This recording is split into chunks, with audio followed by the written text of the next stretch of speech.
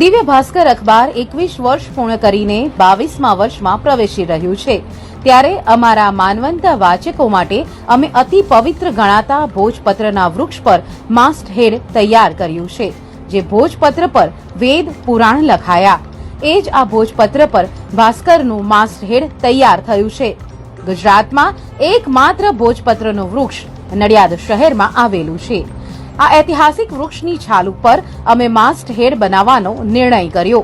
ભોજપત્રના વૃક્ષની એક પરતને ઉતારી તેને માસ્ટ હેડની સાઇઝમાં સેટ કર્યા પછી નડિયાદના આર્ટિસ્ટ પાસે અમે માસ્ટ હેડની ખાસ ડિઝાઇન અમારા વાચકો માટે તૈયાર કરાવી.